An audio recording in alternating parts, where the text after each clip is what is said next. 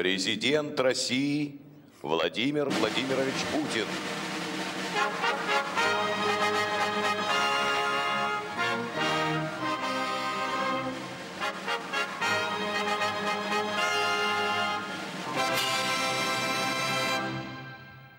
Son allocution au Sénat fait toujours salle comble. Comme chaque année, à la même époque, députés, généraux, autorités religieuses sont venus écouter le discours à la nation de Vladimir Poutine. Убежден, для современной России ценности демократии не менее важны, чем стремление к экономическому успеху или социальному благополучию людей. Guerre en Tchétchénie, scandale Yukos, atteinte aux libertés publiques.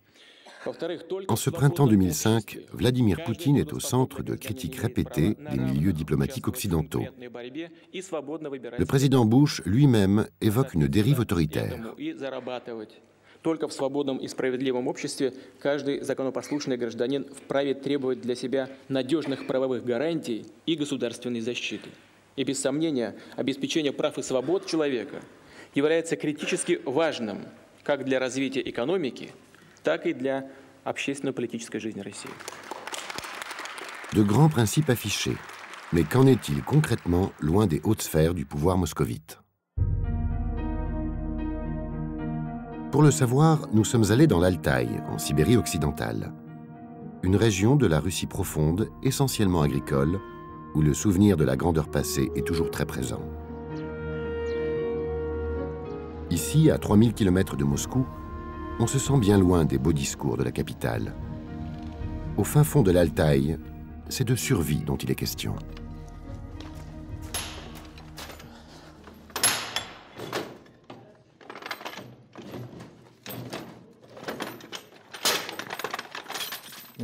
Une semaine.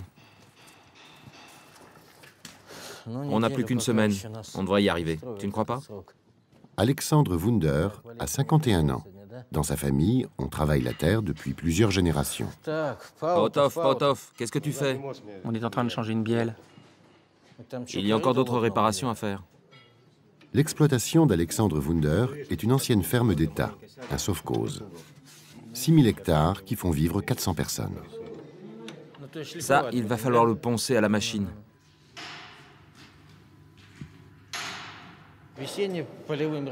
On prépare les tracteurs pour le printemps, les travaux des champs. Les labours arrivent bientôt.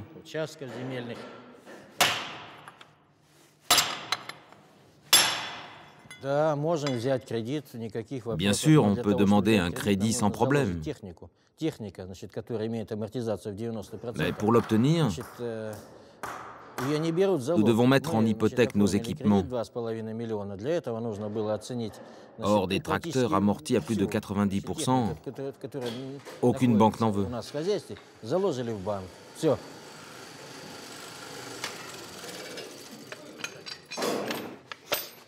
Les tracteurs ont plus de 20 ans, donnés en dotation à l'époque par le ministère de l'Agriculture. Sous le régime soviétique, l'essentiel de la production agricole était acheté par l'État. L'effondrement de l'URSS et l'entrée dans l'économie de marché ont mis fin à cette pratique.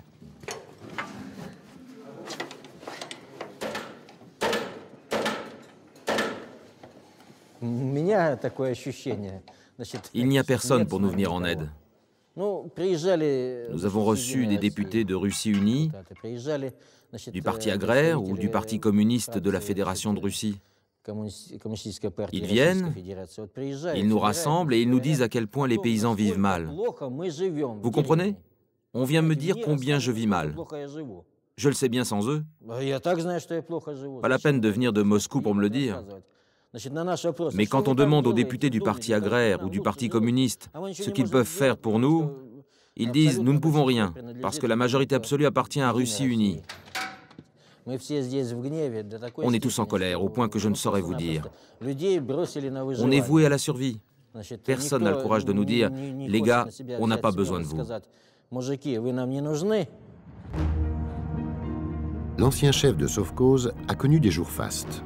Mais c'était sous le communisme, du temps où l'agriculture n'était pas passée au second plan.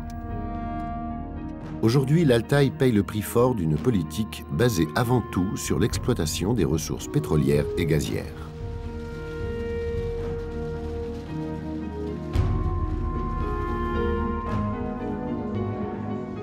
La ferme laitière d'Alexandre Wunder compte 200 têtes de bétail. Ici aussi, il se débat pour sa survie.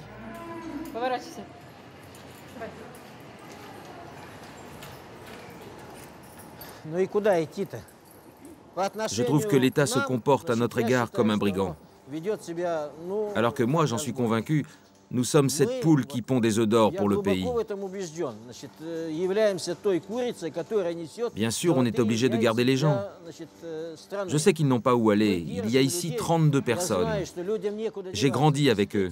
J'ai travaillé avec eux pendant 30 ans. Et que dois-je leur dire? On n'a pas besoin de vous?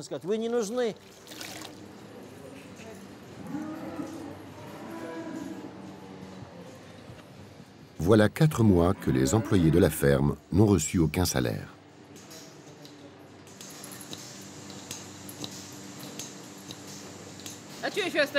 Que nous reste-t-il?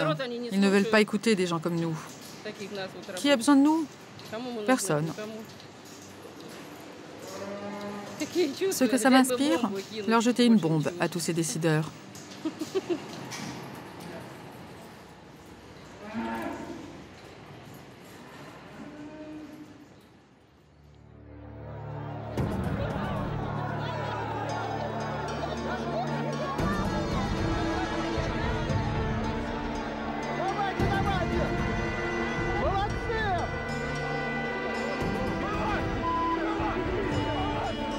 Janvier 2005. Pour la première fois dans la Russie de Poutine, les laissés-pour-compte du régime font entendre leur colère. Pendant plus d'une semaine, des milliers de personnes protestent dans tout le pays contre la suppression des quelques avantages sociaux dont bénéficient encore les retraités. Suppression de la gratuité des transports et de certains médicaments, les nouvelles réformes de Poutine sont ressenties comme un crime contre le peuple.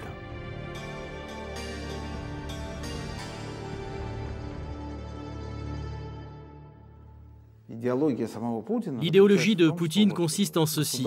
Il y a une entité qui s'appelle l'État, et à part, il y a le peuple. C'est aussi une entité, mais à part. Et toute sa politique se résume à ce rapport entre l'État et le peuple. Le concept selon lequel le peuple crée un État qui doit être à son service n'a jamais effleuré son esprit.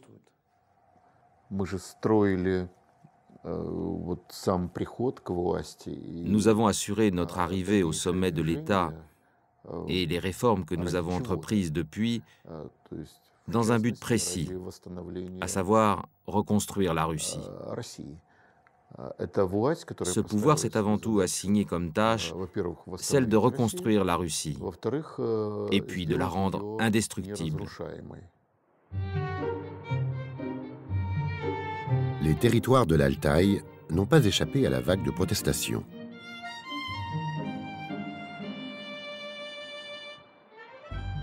À Barnaoul, la capitale de la région, les manifestants ont dressé des barrages sur les routes durant les événements.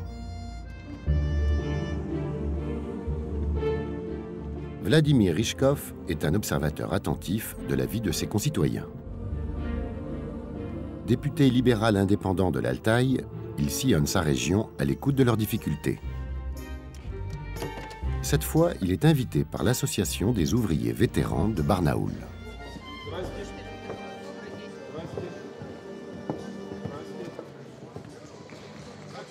Nous n'avons pas attendu en vain. Voici Vladimir Alexandrovitch.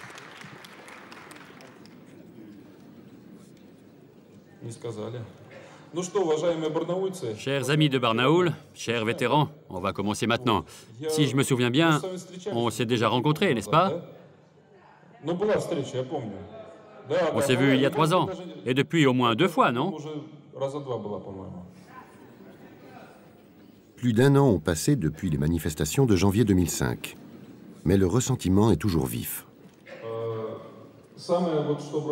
Ce qui saute aux yeux actuellement, quand on regarde le travail de la Douma d'État et du gouvernement, c'est que le pays a énormément d'argent et en même temps l'État abolit l'un après l'autre les avantages sociaux de la population.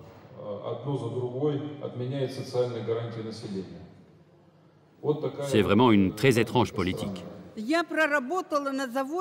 J'ai travaillé à l'usine pendant 57 ans. Et puis j'ai pris ma retraite. La première pension que j'ai eue, elle était de 69 roubles. Maintenant, j'ai 80 ans. Et pour une raison inconnue, personne ne veut me considérer comme invalide. Je vis dans un vieux foyer collectif qui me coûte 700 roubles chaque mois. Est-ce que je peux remédier à tous ces problèmes avec la retraite que j'ai? Et mes jambes n'arrivent plus à me porter. Mais vous n'avez pas d'appartement à vous? Personne ne vous aide? Non, tout ça, c'est à cause de cette maudite perestroïka. Depuis la réforme monétaire, au lieu de 2000 roubles, j'en reçois 2. Je peux acheter 4 boîtes d'allumettes, alors qu'avant, c'était 4 téléviseurs. On est dans la misère. Parce que personne ne prend en compte les vrais problèmes. Pourquoi ils ne prennent pas ça en compte? Quelqu'un doit bien le faire. Beaucoup de gens n'y ont pas intérêt. Mais quelqu'un doit les arrêter, c'est pas à nous de le faire. Mais si. De quelle manière? On va se lever là et y aller en troupeau? C'est à vous, nos représentants, nos députés, c'est à vous de nous défendre. Mais c'est ce qu'on fait. Mais nous tous ici, comment on peut agir? Moi, je fais ce que je peux. Est-ce qu'on peut rappeler les députés s'ils ne font rien? Il faut rappeler ceux qui ne font pas bien leur boulot. Il y en a qui travaillent bien quand même. Mais où est le choix? Moi, on m'a donné une liste avec un seul candidat. J'ai pas eu le choix. Oh, vous avez vu qu'il n'y avait qu'une seule personne sur la liste? Moi, il y en avait 2. Si, il y a une élection supplémentaire. Et là, il n'y avait qu'un seul candidat. Non, ils étaient plusieurs, mais tous de Russie unie. Et qu'est-ce qu'ils ont fait pour nous? Rien. Et c'est vous qui avez voté pour eux. En fait, vous aviez une dizaine de noms sur les listes. Vous pouviez choisir parmi toutes ces personnes. Et pourtant, vous avez élu les plus riches et les plus malhonnêtes. Pourquoi les gens n'ont pas de travail? Pourquoi les députés ont tous du travail et peuvent entretenir leur famille, leurs proches et tout le reste? Pour le peuple, il n'y a rien. Comment les députés peuvent lutter contre la corruption alors qu'ils en sont les premiers responsables? Cette colère n'atteindra pas Moscou, parce que dans le système de pouvoir actuel, il n'y a aucun lien entre le peuple et le gouvernement. Les ministres vivent à Moscou et roulent dans des voitures luxueuses. Ils habitent des villas luxueuses, passent leurs vacances dans des villes d'eau luxueuses. Les villes d'eau les plus chères au monde sont remplies de fonctionnaires russes, et ces gens-là n'ont rien à faire avec ce qui se passe dans cette salle et les gens qui sont venus ici.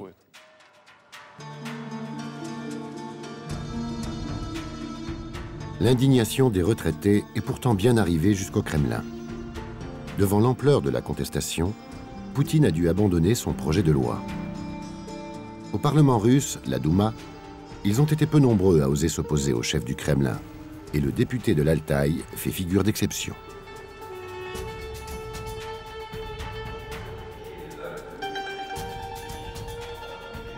À 40 ans, Vladimir Rychkov a déjà une longue expérience derrière lui. Il a été à 27 ans le plus jeune député jamais élu, aidé par son mentor de l'époque, le Premier ministre Tchernomyrdin. Il est ensuite nommé vice-président de l'Assemblée nationale. Démocrate convaincu, il est un des plus actifs opposants de Poutine depuis son arrivée au pouvoir en mars 2000.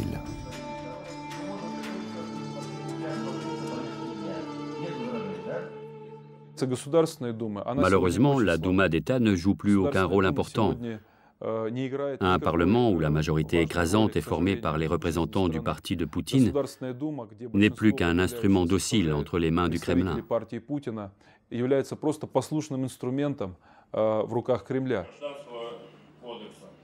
Avec 310 sièges sur 450, Poutine détient la majorité absolue à la Douma. Et le nouveau mode de scrutin élaboré par le pouvoir, excluant les petits partis, a pour but de renforcer un peu plus son emprise sur l'Assemblée aux élections de 2007. En fait, on voit revenir en Russie le vieux système soviétique.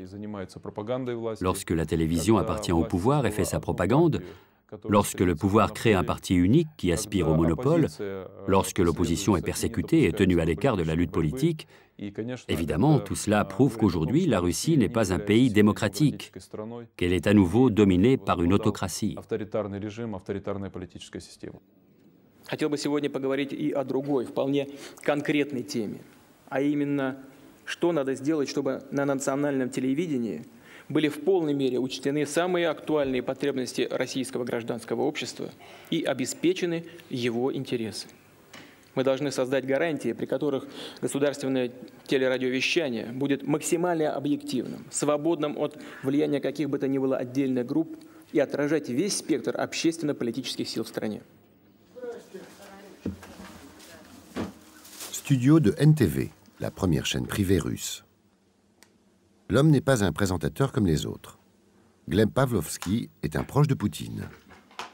Historien de formation, cet universitaire de renom est un des conseillers politiques du chef du Kremlin. Il n'y a pas encore si longtemps, NTV était réputé pour sa liberté de ton. Mais en 2002, le Kremlin ferme l'antenne et la rédaction est totalement remaniée. C'en est fini de l'indépendance de la chaîne. Depuis, Gleb Pavlovsky est devenu l'animateur vedette de la propagande officielle. Bonjour, je suis Gleb Pavlovsky. Voici Politique réelle, l'émission sur le pouvoir réel. Aujourd'hui, nous allons parler des principaux événements de la semaine. Ce jour-là, l'événement abordé, c'est le différend commercial entre la Russie et ses voisins à propos du vin géorgien. Dans son talk-show très policé, où le seul invité n'est autre que lui-même, Gleb Pavlovsky se garde bien d'aborder les thèmes sensibles. De mon point de vue, la télévision, c'est comme du théâtre. Du théâtre d'information, dans le meilleur des cas. Sous Poutine, une seule chose a changé. Maintenant, les patrons des chaînes sont en contact permanent avec les principaux politiques de l'équipe poutinienne. De mon point de vue, ils ont passé un accord entre eux.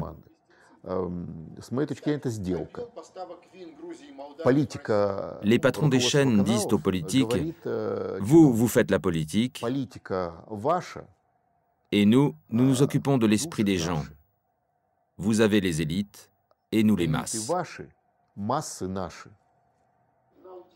Les chaînes en tirent des bénéfices monstres, incroyables, inouïs. Ça ne relève pas de la censure, c'est du profit.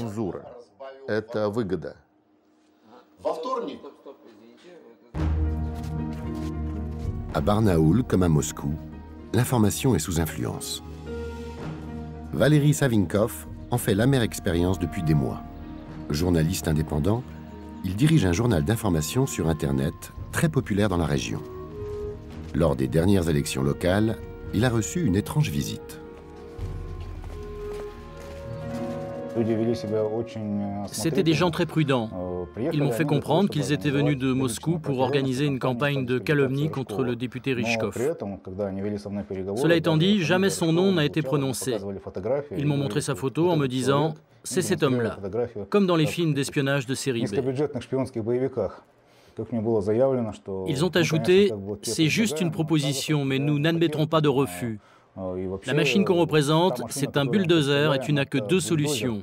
Ou tu prends place avec nous dans la cabine et tu manipules les commandes, ou tu te retrouves sous le rouleau compresseur avec Rychkov et les autres. Le rouleau compresseur en question, c'est le parti de Poutine, Russie unie. Malgré les menaces, Valéry refuse de céder au chantage. Les mesures de rétorsion ont rapidement suivi. Elles viendront sous la forme d'un article anonyme diffusé sur son forum caricaturant les musulmans. Le message est à peine reçu que déjà un fonctionnaire du ministère de l'Intérieur débarque à Barnaoul. Il accuse Savinkov d'incitation à la haine raciale. Il exige la fermeture du site. Le procédé a tout d'une manipulation. Valéry est inquiet pour son avenir. J'espère que je vais pouvoir continuer mon site. Le problème est de savoir pendant combien de temps encore ils vont nous laisser travailler. Nous pouvons installer notre serveur en dehors du territoire de Russie et être hors de sa juridiction. Mais la solution juridique ne suffit pas. Comme m'a dit le leader d'un parti local, c'est une très bonne idée. Mais vois-tu, un jour, on t'arrêtera dans la rue.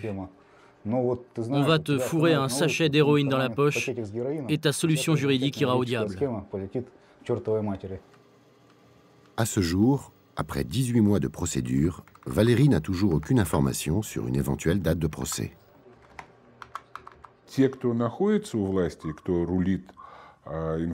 Ceux qui sont au pouvoir et manipulent les moyens d'information sont convaincus que tant que l'on montre de belles images, tout ira bien et le taux de popularité du président restera bon. À leurs yeux, c'est cela l'important. Il faut montrer de belles images. Ainsi, la vie des gens est telle qu'ils la montrent, pas telle qu'elle est. C'est ça leur logique dominante. Таким образом, соблюдение принципов справедливости прямо связано с равенством возможностей. И это, в свою очередь, должно быть обеспечено никем иным, как государством. Российское государство есть, если хочет быть справедливым, обязано помогать нетрудоспособным и малоимущим гражданам, инвалидам, пенсионерам, сиротам, с тем, чтобы жизнь таких людей была достойной, а основные блага были бы для них доступными. Loin de Moscou, à Barnaoul, Vladimir Rychkov se confronte depuis des années à des réalités que se garde bien d'évoquer le chef du Kremlin. 3 jours par mois, il est à sa permanence de l'Altaï. Comme à chacun de ses déplacements, ils sont nombreux à avoir demandé une audience.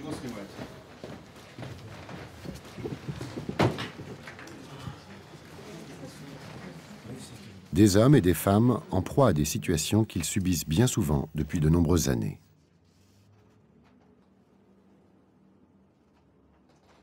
Votre fils a été tué pendant les manœuvres? Oui, le commando était de 7 personnes. L'hélicoptère s'est écrasé?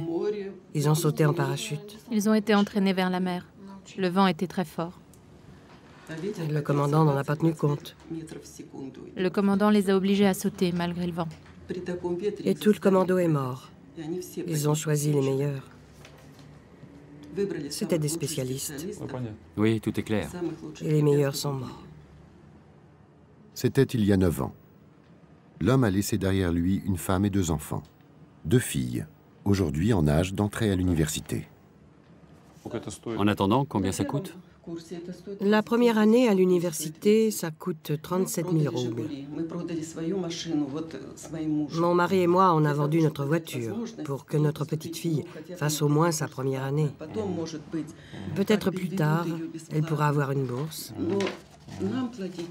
Pour la 2e année, on n'a rien à vendre. J'ai proposé une loi permettant aux étudiants d'obtenir des crédits à un taux très bas. Ça pourrait aider. Plutôt que d'être obligé de vendre ses biens, vous pouvez prendre un crédit peu coûteux sur 10 ans. Mais ça, c'est l'administration qui décide. Vladimir Alexandrovitch, j'ai une question vitale. Quelle question vitale? Cette loi pour les enfants de militaires morts en service, ça fait 1 an qu'elle doit être examinée. Combien de temps ça va prendre encore? 1, 2, 3 ans? Nos enfants grandissent. Je ne suis pas la seule dans ce cas-là. Il y a beaucoup d'autres veuves. Combien de jeunes ont péri en Tchétchénie depuis toutes ces années? Leurs enfants, je ne suis pas sûre qu'ils étudient ou qu'ils vivent bien. Ce sont des enfants en manque de leur père. Vous savez, si le père de mes petits-enfants était là, nous ne serions jamais venus ici, parce qu'il aurait gagné assez d'argent pour l'éducation de ses enfants. Comme il est parti, c'est à nous de régler tout, à moi, à leur grand-mère et à ma fille. Et la retraite est vite dépensée, et personne n'ose en parler.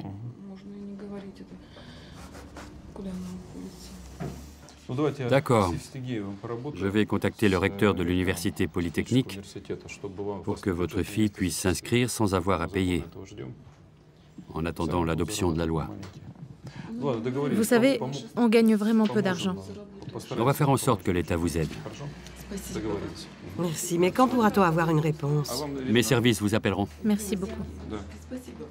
Merci.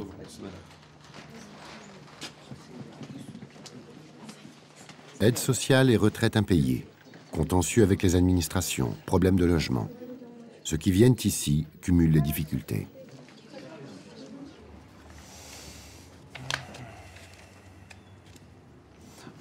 Personne n'a pu obtenir son acte de propriété dans votre quartier? Ils ont dit non à tout le monde. Combien de maisons sont dans ce cas-là? Pratiquement tout le quartier. Il y a de nouvelles habitations? Non, il n'y a pas de place. Les maisons sont collées les unes aux autres.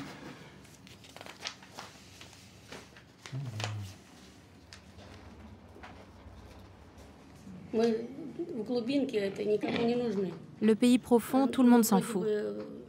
On est loin et personne ne nous regarde. Eux, ils ont leur vie et nous une autre vie. En fait, Moscou, c'est un État et le reste de la Russie, un autre État.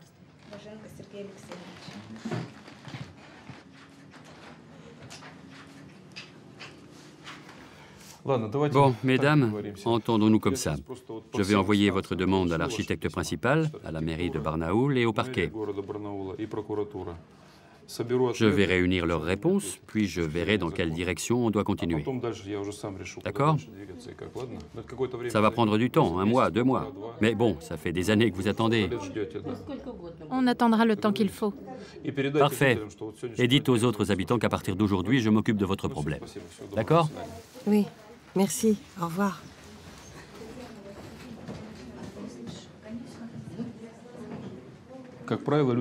En règle générale, les gens viennent ici en dernière instance, quand ils ont déjà sollicité les administrations sans avoir pu obtenir de l'aide. Alors ils viennent voir un député dans l'espoir que, du haut de son autorité et de son statut, il va pouvoir les aider. J'ai fait faire des statistiques. J'arrive à débloquer la situation dans à peu près 7 cas sur 10. C'est-à-dire que 70% des gens qui me sollicitent reçoivent une aide. Les autres, les 30% restants, je ne peux rien faire parce que leurs problèmes sont tout simplement insolubles. La difficulté la plus importante, c'est la pauvreté. Le pays est très pauvre. Plus de la moitié de la population est au niveau du seuil de pauvreté et le travail est rémunéré très bas. Quand on touche un salaire autour de 100 $ par mois, il s'ensuit tout un tas de problèmes. Les gens ne peuvent pas s'acheter un logement, ils ne peuvent pas payer les études de leurs enfants. C'est vraiment de la pauvreté dont souffrent le plus les Russes.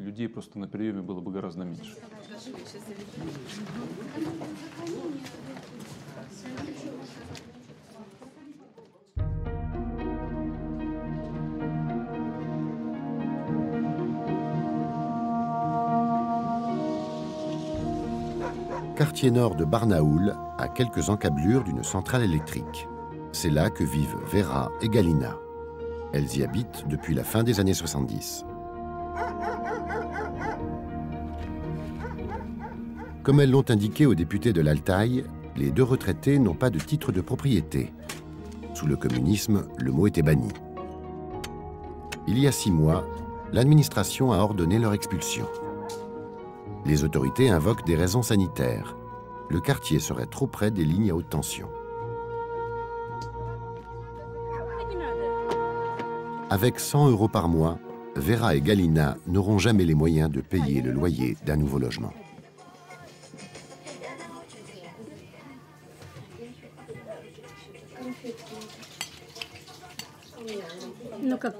Qu'est-ce que tu en penses, Vera? Il va nous aider, Rychkov? Oh, il parlait de façon très convaincante. Je sais qu'il aide beaucoup les gens. Je pense qu'il va réussir à régler notre problème. Si les fonctionnaires nous avaient dit dès le début qu'on ne pourrait jamais avoir notre terrain, on n'aurait pas dépensé notre argent à faire toutes ces démarches. Ils nous ont laissé de l'espoir et on les a crus. Absolument. Et au bout du compte, quand on a dépensé notre argent, ils nous ont dit non. Ça ne se fait pas. Moi, je vivais mieux sous les soviets. Et je regrette ce temps-là. C'est sûr, il fallait faire la perestroïka, mais pas de cette façon-là. Pourquoi fallait-il renoncer à tout ce qu'on avait de bien? Nos industries marchaient bien, on construisait des avions et plein d'autres choses. On avait tout. Pourquoi a-t-il fallu tout détruire? On a tout volé, tout détruit, comme toujours. Nous détruisons le monde entier et puis nous commençons à le reconstruire. Et c'est quoi pour vous la démocratie?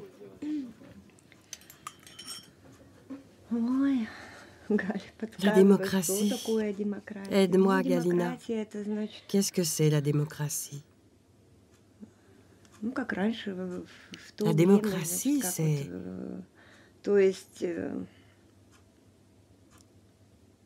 comme avant, dans notre temps. La démocratie, c'est travailler honnêtement, ne pas faire de mal aux gens. Dans une démocratie, tous doivent être égaux, les pauvres comme les riches.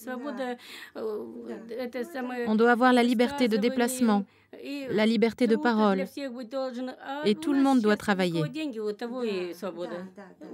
Mais chez nous, c'est celui qui a de l'argent qui a la liberté et la démocratie. Ceux qui n'ont pas d'argent, ils n'ont pas de démocratie non plus.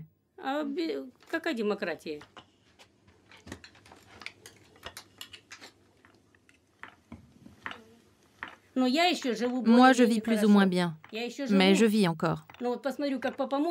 Quand je vois les gens fouiller les poubelles, ceux qui n'ont pas de logis, qui vivent dans la rue, nous, on a encore notre dignité. On a un toit. On a notre potager qui nous nourrit. On n'a pas faim. D'accord, c'est des pommes de terre, du pain. On ne mange pas de viande ni de saucisson, mais on vit encore.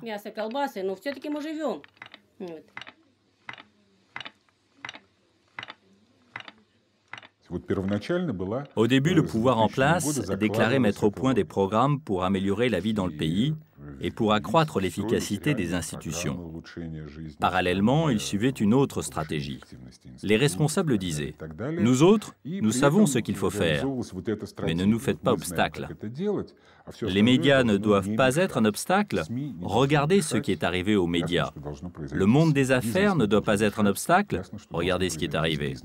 Quant à l'opposition, on voit bien ce qu'il en reste. » Les assemblées régionales, dans les années 90, ont joué à plein leur rôle de contre-pouvoir face au centralisme d'État hérité du communisme. Dans les couloirs de la Douma de l'Altaï, toujours appelée Soviet régional, Alexandre Nazartchouk, 67 ans, est ici chez lui.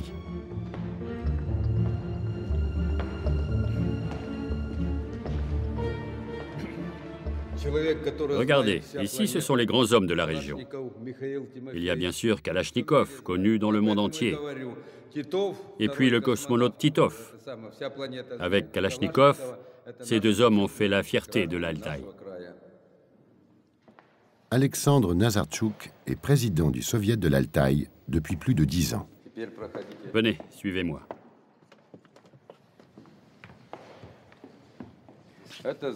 Ici, c'est la salle du Parlement régional. Nous avons une grande séance chaque mois. Tous les députés de la région se réunissent. Voilà où je travaille, c'est là où je siège. À ma gauche, c'est la place du vice-président. Et à ma droite, il y a le gouverneur.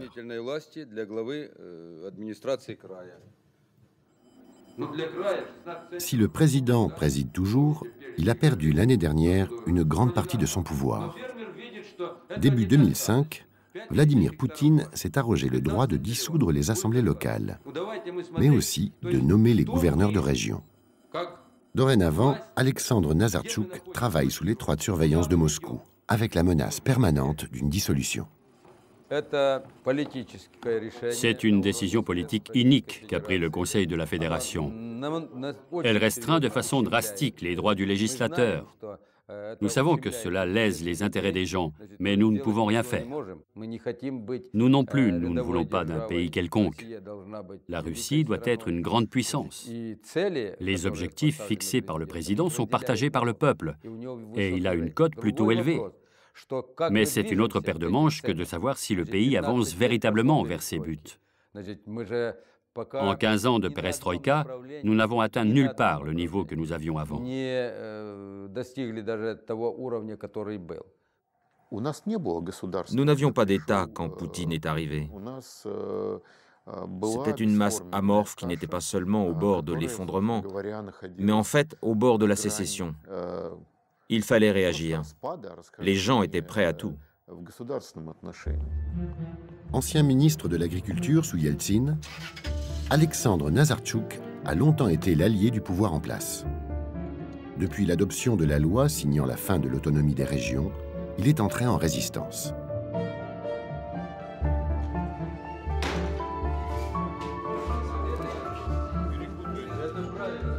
Chef de file du parti agraire de l'Altaï, il n'a de cesse de mobiliser ses troupes. Ouvrier agricole, propriétaire terrien ou entrepreneur du secteur agroalimentaire, il partage la même nostalgie de la Russie soviétique. Chers délégués, chers militants, nous allons maintenant offrir les cartes du parti. J'appelle M. Atabayev, directeur de la société Troubaklas. Alexandre Mikhailovitch, c'est avec un grand plaisir que je t'offre cette carte. J'espère que notre collaboration va être fructueuse. Et je crois qu'aux prochaines élections, nous gagnerons de nouveaux sièges au Parlement régional. Merci pour ton travail. La cérémonie est trompeuse. Depuis l'arrivée au pouvoir de Poutine, le parti agraire subit une véritable érosion. Tout le monde doit s'en rendre compte. Ceux qui détiennent le pouvoir en Russie n'ont pas besoin d'un parti agraire fort. Pour le président et son administration, un seul parti d'opposition suffit sur la scène politique russe. Je parle là du Parti communiste. Ce qu'ils veulent, c'est détourner une part des adhérents de notre formation et d'empêcher nos députés d'être élus à la Douma d'État. Certains ici pensent qu'ils peuvent se faire élire sans le soutien de la direction du parti agraire. Mais il faut que vous le compreniez, ça, c'est impossible. Il y a 6 ans, le parti agraire comptait 43 députés à l'Assemblée. Aujourd'hui, ils ne sont plus que 11. Vous savez, le parquet a ouvert une instruction à propos des dernières élections dans une des circonscriptions de la région. Selon mes informations, il y a des preuves, notamment des images de télévision, qui attestent que le vote des électeurs a été acheté par un candidat bien précis. Alexandre Nazarchuk ne nous en dira pas plus, mais le reportage en question, nous l'avons retrouvé. À ce jour, aucune télévision russe n'a accepté de le diffuser.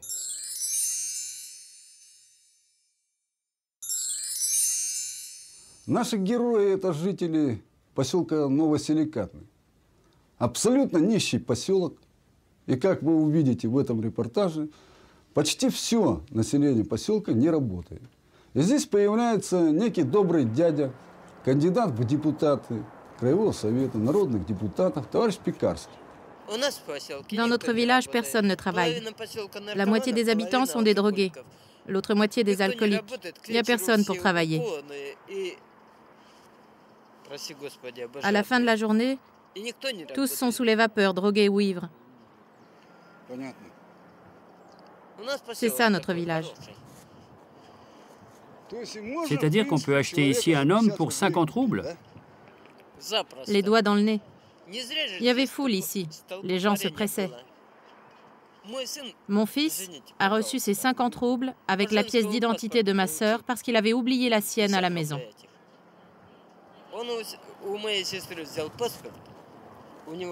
Il avait oublié sa pièce d'identité. Les filles, vous avez reçu quelque chose? 50 roubles, moins de 2 €. C'est la somme que semblent recevoir les habitants du village en échange de leur vote pour le candidat de Russie unie. Nous sommes en mars dernier, au cours de législatives partielles. Une petite équipe de journalistes de Barnaoul décide de mener l'enquête. Bon, après le petit vieux, on entre. Mais la permanence de Russie unie est bien gardée. Mais où tu vas comme ça? Sortez d'ici. C'est quoi cette bagarre? Pourquoi vous entrez comme ça? Vous ne respectez pas l'ordre. Arrêtez de tourner, posez cette caméra. Vous n'avez pas le droit de filmer ici. À l'extérieur de la permanence, les langues se délient. J'ai parlé avec beaucoup de gens à propos de cet argent. Ils ne savent pas pour qui ils ont voté. Ils se disent, celui-là au moins, il nous a donné un peu d'argent et les autres rien du tout. Et les gens savent qu'avec 50 roubles, ils vont pouvoir acheter à manger pour leurs enfants. Mais comment vous pouvez dire ça? Et c'est comme ça. Parlons à cœur ouvert. La Constitution nous a donné le droit de voter librement, n'est-ce pas? Je vote pour qui je veux. J'ai ce droit. Et puis un escroc vient me voir et il me dit « Je te donnerai 50 roubles et vends-moi ton droit. » On va le vendre. Vous ne comprenez pas, on aurait tout vendu. Comme le dit mon père, nous ne pouvons plus agir. Mais les jeunes n'en sont pas plus capables.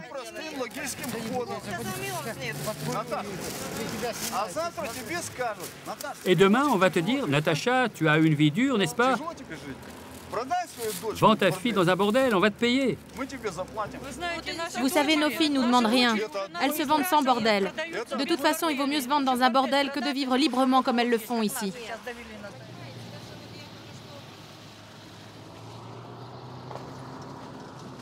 Ces images sont aujourd'hui entre les mains de la justice russe. Une instruction est bien en cours, mais l'auteur de ce reportage a été mis à pied par la télévision locale qui l'employait. Le peuple attend une amélioration de sa condition sous Poutine. Et je ne crois pas que ce sentiment va changer avant la fin de son mandat. Car aux yeux des électeurs, c'est lui qui porte la responsabilité de la situation actuelle. Or, pour une majorité de gens, cette situation va s'améliorant. Autrement dit, le pays ne compte pas autant d'imbéciles qui soutiendraient depuis des années le gouvernement, alors que leur vie s'empirerait.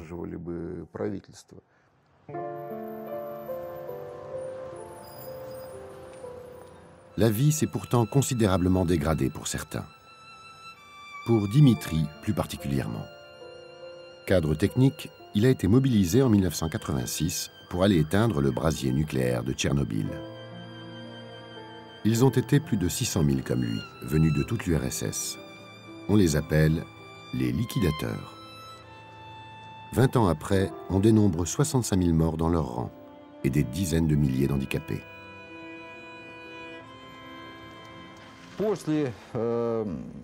Quand je suis revenu de Tchernobyl, mon état s'est dégradé.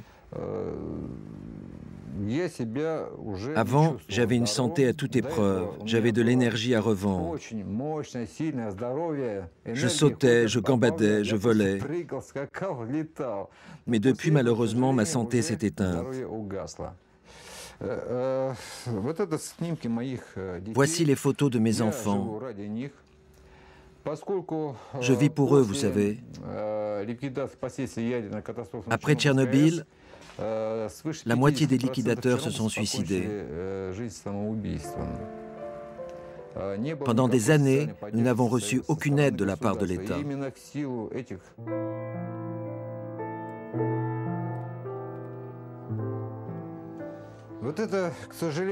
Malheureusement, c'est ça ma pharmacie.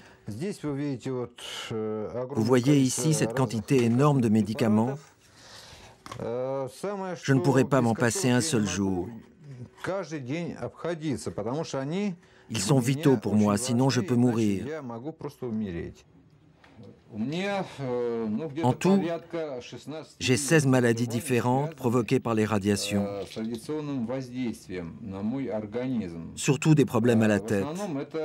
J'ai une tumeur. Les médecins me disent qu'elle est bénigne, mais elle provoque des troubles importants de circulation sanguine. À 52 ans, Dimitri vit avec sa pension d'invalidité. 110 € par mois. Selon la loi, il a droit à 80 € supplémentaires pour ses soins de santé. Pendant des années, il n'a rien reçu. Et sous Poutine, rien n'a changé.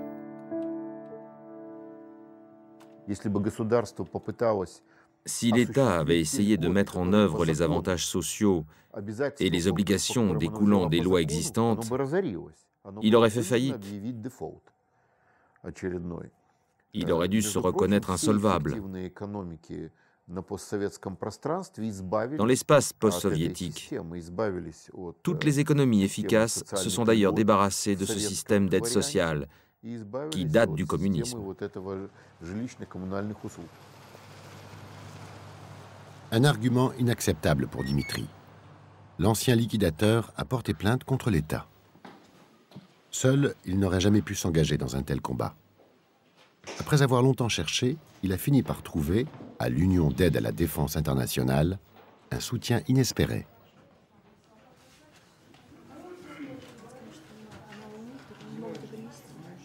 Les juristes et les avocats bénévoles de cette association indépendante se sont spécialisés dans les procédures engagées par les particuliers contre l'administration publique.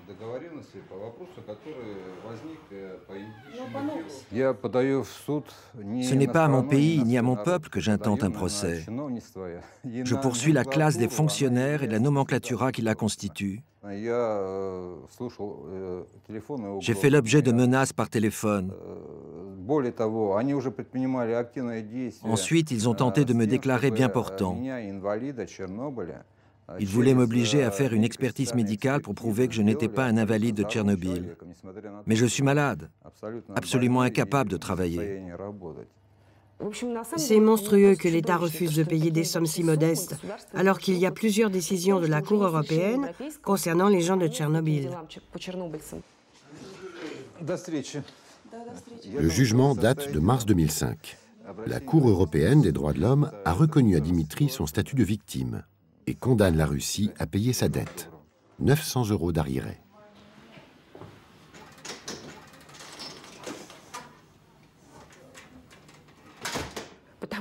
À l'heure actuelle, il y a plus de 20 000 plaintes contre la Fédération de Russie déposées devant la Cour européenne. Ce nombre n'a jamais été aussi élevé. Évidemment, l'État n'est pas prêt de le reconnaître. Pour lutter contre cette ingérence de l'extérieur, Vladimir Poutine promulgue en janvier 2006 une loi contrôlant l'action des ONG. Dorénavant, les aides financières venant de l'étranger sont interdites.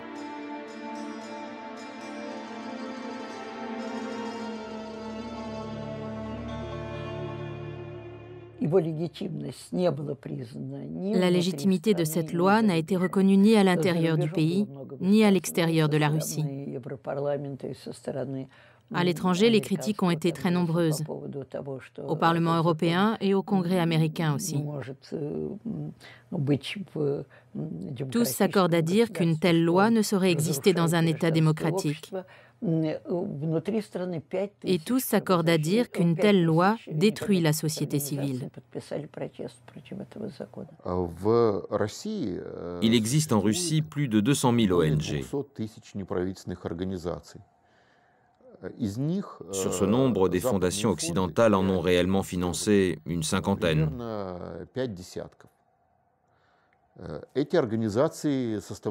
En fait, ces organisations-là formaient une espèce d'oligarchie, soutenue par des subsides extérieurs. Elles ont toujours reçu l'intégralité de leur financement de l'Occident, où elles avaient d'ailleurs une bonne presse. Personnellement, je ne crois pas qu'elles soient foncièrement mauvaises ou qu'elles représentent un danger. Quoi qu'il en soit, je pense que leur situation financière et politique privilégiée par rapport aux ONG russes était injuste. Il est impossible en principe d'interdire ou d'abolir l'engagement. On peut l'entraver de façon drastique, on peut le rendre illégal. N'est-ce pas? Mais sans plus. Sinon, autant interdire aux gens de respirer.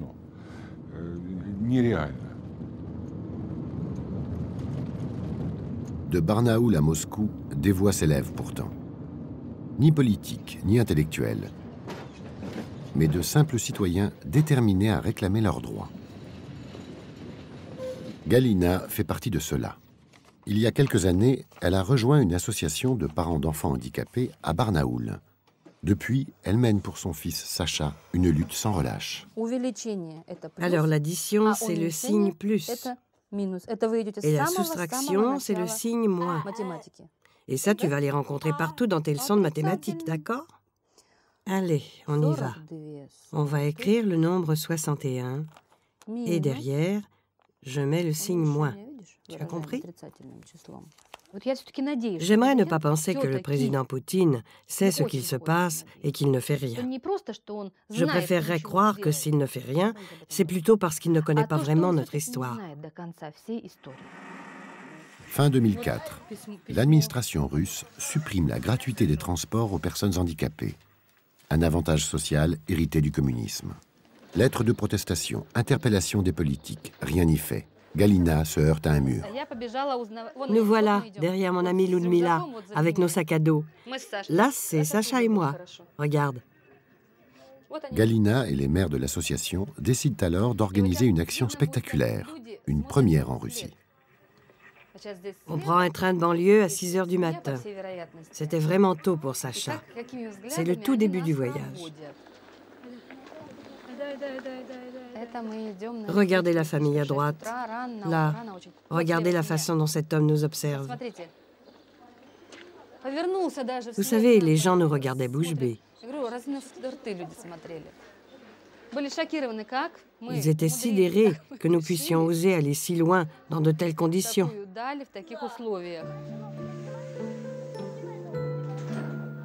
Partis de Barnaoul, femmes et enfants vont rejoindre Moscou en train de banlieue. 3000 km, 9 jours de voyage. Ville après ville, elles s'évertuent de rallier l'opinion publique à leur cause et de contraindre les autorités à revenir sur leurs décisions. Voilà, ce sont les pétitions et la lettre que l'on va remettre au président. Et là, ce sont toutes les signatures de soutien que nous avons déjà reçues. On en a eu dans toutes les villes où nous sommes passés depuis notre départ. Au fil des jours, l'action de Galina connaît un succès grandissant dans tout le pays. À chaque nouvelle étape, télévision, hommes politiques ou simples citoyens, ils sont toujours plus nombreux à venir les soutenir. Je suis ici en tant que citoyen, en tant qu'être humain et représentant de l'administration. Je ne suis pour rien dans cette situation, mais en revanche, je vais tout faire pour les aider. Moscou, dernière étape du voyage. Malgré le battage médiatique, l'appel lancé par Galina ne sera pas entendu par les pouvoirs publics. La loi ne sera pas changée. La gratuité des transports pour les handicapés ne sera pas rétablie. On a cherché à nous tenir à l'écart, à cacher ce que nous vivons. On ne voulait pas qu'on entende parler de nous. Aujourd'hui, la seule chose qu'on nous a proposée, c'est le paiement de notre voyage retour. Voilà, c'est comme ça qu'ils font leur travail ici.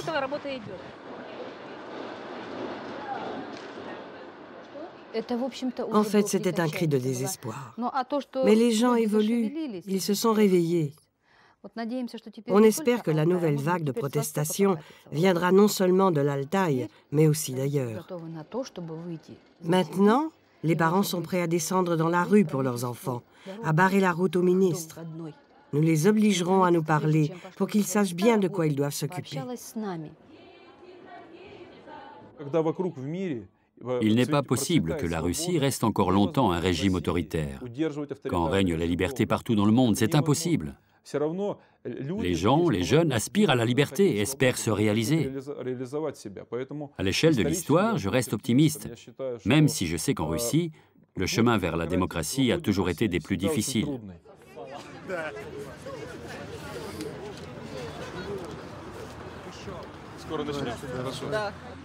Bon, ce sont les politiciens qui vont intervenir les premiers. D'abord moi, ensuite Valentina Melnikova, et puis Garry Kasparov. Vous, bien sûr, vous serez aussi au début. Ensuite, on donne la parole au peuple, à tous ceux qui le désirent. Vous êtes d'accord? Merci beaucoup. Ils sont l'opposition démocratique. Partis politiques, collectifs alternatifs ou associations citoyennes, pour l'occasion, ils se sont retrouvés sous la même bannière. En mars dernier, ils dénonçaient les conditions de vie des jeunes soldats de l'armée russe. Ils ont beau jeu, les valets du Kremlin, de disposer de notre destin et de celui de la Russie. Nous ne pouvons pas laisser nos jeunes mourir et être maltraités dans des casernes. Mais je vous en prie, n'ayez pas peur. Dans toute l'histoire de l'armée, il n'y a rien eu de plus terrible que ce qui arrive aujourd'hui à nos garçons.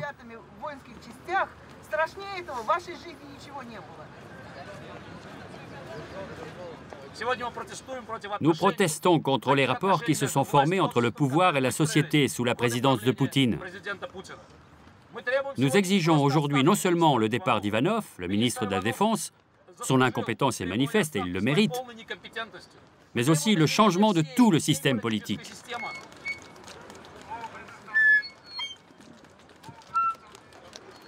Le rassemblement n'a pas mobilisé les foules. On est bien loin des manifestations monstres auxquelles participaient des milliers de personnes sous Yeltsin.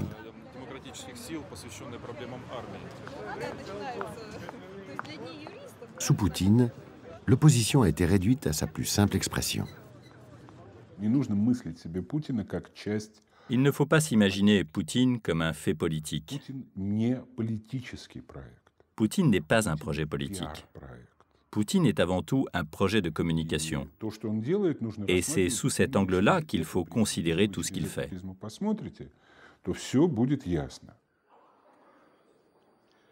Président Russie, Vladimir Vladimirovich Poutine. Le même décorum, les mêmes images, les mêmes costumes. À première vue, on pourrait se croire le 25 avril 2005, lorsque Vladimir Poutine prononçait son discours annuel à la nation. Nous sommes pourtant un an plus tard. Et à quelques mots près, ce sont les mêmes déclarations. Убежден, что ни одну из актуальных задач, стоящих перед нашей страной, мы не сможем решить без обеспечения прав и свобод граждан, без эффективной организации самого государства, без развития демократии и гражданского общества. Son allocution fait toujours salle comble. Comme chaque année, à la même époque, députés, généraux, autorités religieuses sont venus écouter Vladimir Poutine. Guerre en Tchétchénie, scandale Youkos, loi restreignant les libertés, en ce printemps 2006, une fois de plus, il n'en sera pas question.